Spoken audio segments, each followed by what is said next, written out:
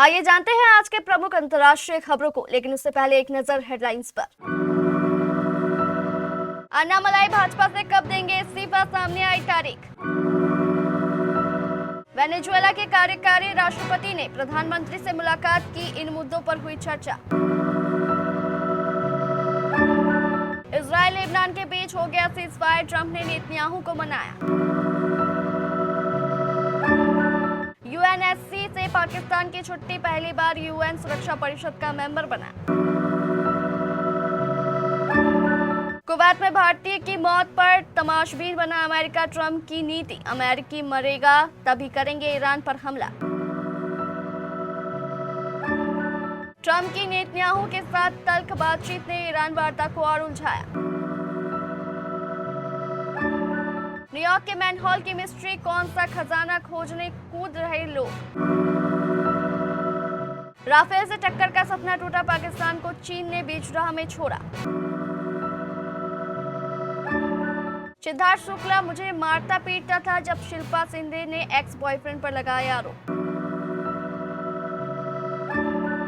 और विराट कोहली के बाद अब रोहित शर्मा होंगे ओडीआई सीरीज से बाहर। तमिलनाडु में भारतीय जनता पार्टी के दिग्गज नेता के अन्नामलाई जल्द ही पार्टी से इस्तीफा देंगे। उन्होंने दिल्ली में केंद्रीय गृह मंत्री अमित शाह से हाल ही में मुलाकात की है। अब चर्चा ये है कि वे जल्द ही पार्टी का साथ छोड़ देंगे। अन्नामलाई शुक्रवार 5 जून को भाजपा के अध्यक्ष नितिन नवीन को इस्तीफा दे सकते हैं। अन्नामलाई जल्द ही दिल्ली से तमिलनाडु के लिए रवाना होंगे। वे इसके बाद शुक्रवार को प्रेस कॉन्फ्रेंस करेंगे। अहम बात यह भी है कि अन्नामलाई को बीजेपी नेतृत्व की ओर से अभी तक जवाब नहीं मिला है। तमिलनाडु में विजय की पार्टी टीवीके की जीत के बाद राजनीतिक गलियारे में काफी हलचल देखी गई। भाजपा को तमिलनाडु चुनाव में निराशा हाथ लगी। इसी के बाद अन्नामलाई ने इस्तीफे का मन बना लिया। वेनेजुएला के कार्यकारी राष्ट्रपति डेल्सी रोड्रिगेज बुधवार को 5 दिनों के दौरे पर भारत पहुंची थी। आज यानी गुरुवार को उन्होंने प्रधानमंत्री नरेंद्र मोदी से हैदराबाद हाउस में मुलाकात की। विदेश मंत्रालय के प्रवक्ता रणधीर जायसवाल ने एक्स पर पोस्ट कर बताया कि प्रधानमंत्री नरेंद्र मोदी ने आज वेनेजुएला के कार्यवाहक राष्ट्रपति डेल्सी रोड्रिगेज के साथ व्यापक बातचीत की। उन्होंने कहा, दोनों नेताओं ने भारत वेनेजुएला संबंधों के सभी पहलुओं की समीक्षा की और ऊर्जा, व्यापार, निवेश, स्वास्थ्य सेवा तथा ऑटोमोबाइल सहित कई क्षेत्रों में सहयोग बढ़ाने की नई संभावनाओं पर चर्चा की।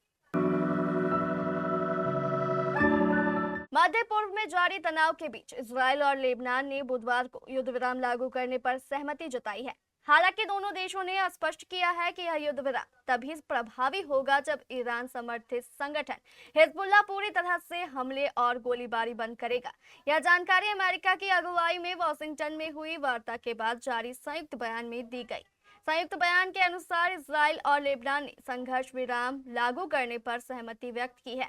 हालांकि दोनों देशों ने इस बात पर जोर दिया है कि युद्ध विराम की सफलता के लिए हिजबुल्लाह द्वारा सभी प्रकार की सैन्य गतिविधियों और हमलों का पूरी तरह बंद होना जरूरी है। गौरतलब है कि इजराइल और लेबनान के बीच औपचारिक राजनयिक संबंध नहीं है, लेकिन क्षेत्रीय स्थिरता को लेकर दोनों पक्षों के बीच बातचीत जारी है। संयुक्त राष्ट्र सुरक्षा परिषद से पाकिस्तान की विदाई होने जा रही है। बुधवार 3 जून को हुए यूएनएससी के चुनाव में बड़ा उलटफेर देखने को मिला है। किर्गिस्तान पहली बार सुरक्षा परिषद का सदस्य बनेगा। वहीं Australia, Portugal, Trinidad and Tobago और जिम्बाब्वे भी गैर अस्थायी सदस्य चुने गए। इनका कार्यकाल 2 साल का होगा। पाकिस्तान का कार्यकाल इसी साल के आखिरी में खत्म हो रहा है। नए चुने गए सदस्य देश पाकिस्तान, पनामा, डेनमार्क, ग्रीस और सोमालिया की जगह लेंगे, जिनका कार्यकाल खत्म हो रहा है। ये देश 1 जनवरी 2027 से अपनी सीट संभालेंगे और 31 दिसंबर 2028 तक परिषद में रहेंगे। ईरान युद्ध में अमेरिका की एक और नीति सामने आई है। डोनाल्ड ट्रंप को सिर्फ अमेरिकी मौत से ही फर्क पड़ता है और अगर किसी और देश का नागरिक मरे या घायल हो तो अमेरिका को कोई टेंशन नहीं है। मिडिल ईस्ट की युद्ध की आग में झोंक कर अमेरिका बेगुनाह नागरिकों को मार रहा है। कुवैत में हुए ईरान के हमले में एक भारतीय की मौत हो गई और कुछ घायल हो गए, लेकिन डोनाल्ड ट्रंप को इन बातों से कोई फर्क नहीं पड़ता। वॉल स्ट्रीट जर्नल की एक रिपोर्ट के मुताबिक अमेरिकी राष्ट्रपति डोनाल्ड ट्रंप ने अपने सहयोगियों से निजी तौर पर कहा है कि उनका ईरान के साथ पूरी तरह से युद्ध शुरू करने का कोई इरादा नहीं है जब तक कि तेहरान अमेरिकी सैनिकों को मार न दे। यानी अमेरिका के पास अब हिम्मत ही नहीं बची है कि वो ईरान पर हमला कर सके। ईरानी मिसाइलों ने मिडिल ईस्ट में अमेरिकी सैन्य ठिकानों में जो तबाही मचाई है उसने अमेरिकी सैन्य अधिकारियों के पैरों तले जमीन खिसका दी। डोनाल्ड ट्रंप इसलिए असहाय नजर आ रहे हैं और ईरान के सामने सरेंडर की अवस्था में हैं। डोनाल्ड ट्रंप भी अमेरिका के उन राष्ट्रपतियों की सूची में शामिल हो गए हैं जिनके साथ बेंजामिन नेतन्याहू के मतभेद खुलकर सामने आए। रिपोर्टों के मुताबिक लेबनान में सैन्य कार्रवाई को लेकर इजरायली प्रधानमंत्री से फोन पर उनकी तीखी बातचीत हुई। दरअसल इस कार्रवाई ने अमेरिका की ईरान कूटनीति को संकट में डाल दिया।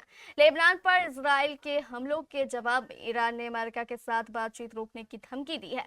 इसे ट्रंप की उस कोशिश के लिए झटका माना जा रहा है जिसके तहत वह ईरान के साथ जारी एक अलोकप्रिय जंग से बाहर निकलना चाहते हैं।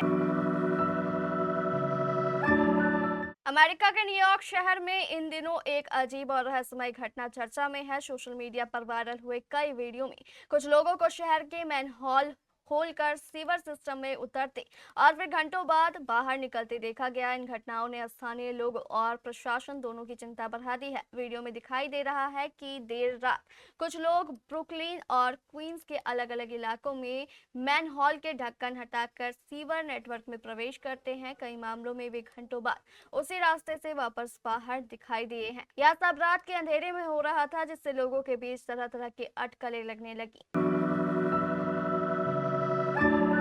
भारत के राफेल के सामने अपनी हवाई ताकत बढ़ाने का पाकिस्तान का सपना फिलहाल अधूरा रह गया है। फ्रांस की रक्षा वेबसाइट मेटा डिफेंस की रिपोर्ट के अनुसार चीन ने पाकिस्तान को मिलने वाले 16J-10CE लड़ाकू विमानों की डिलीवरी रोक दी है। वजह है पाकिस्तान की खराब आर्थिक हालत और समय पर भुगतान न कर पाना। रिपोर्ट के मुताबिक पाकिस्तान ने चीन से कुछ 36J-10CE फाइटर जेट और करीब 250 PL-15 एयर टू एयर मिसाइलें खरीदने का समझौता किया था। इसमें से 20 जेट पहले ही मिल चुके हैं, लेकिन बाकी 16 विमानों की खेप अब भुगतान अटकलें के कारण रोक दी गई है। पाकिस्तान J-10CE को अपनी वायुसेना के आधुनिकीकरण का अहम हिस्सा मानता है। चीन का यह 4.5 पीढ़ी का लड़ाकू विमान AESA रडार और लंबी दूरी की PL-15E मिसाइल से लैस है। पाकिस्तान का मानना था कि अतिरिक्त J-10CE क्वाड्रन मिलने से भारतीय वायुसेना के मुकाबले स्थिति मजबूत होगी।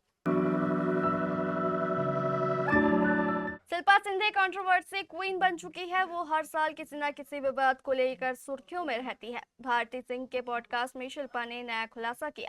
एक्ट्रेस ने बताया कि 11 साल पहले उन्होंने भाभी जी घर पर है के प्रोड्यूसर संजय कोहली पर झूठा सेक्सुअल हैरेसमेंट का आरोप लगाया था। उनके इस खुलासे ने लोगों के कान खड़े कर दिए। आम जनता हो या सेलेब्स, हर कोई शिल्पा की आलोचना कर रहा है। यह पहला मौका नहीं है जब शिल्पा विवादों में है।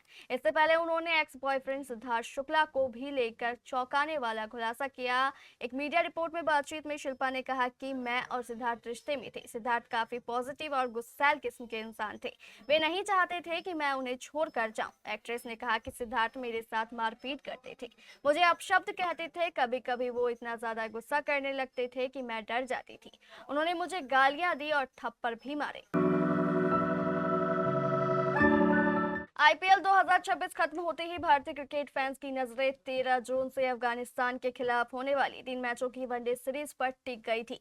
लेकिन वनडे सीरीज शुरू होने से पहले ही टीम इंडिया को एक नहीं बल्कि दो बड़े झटके लगते दिखाई दे रहे हैं। पहले विराट कोहली के चोटिल होकर सीरीज से बाहर होने की खबर आई और अब पूर्व कप्तान रोहित शर्मा की फिटनेस ने भी भारतीय टीम की चिंता बढ़ा दी है। रिपोर्ट के मुताबिक रोहित शर्मा IPL 2026 के दौरान लगी हेमस्ट्रिक चोट से अभी तक पूरी तरह फिट नहीं हो पाए हैं।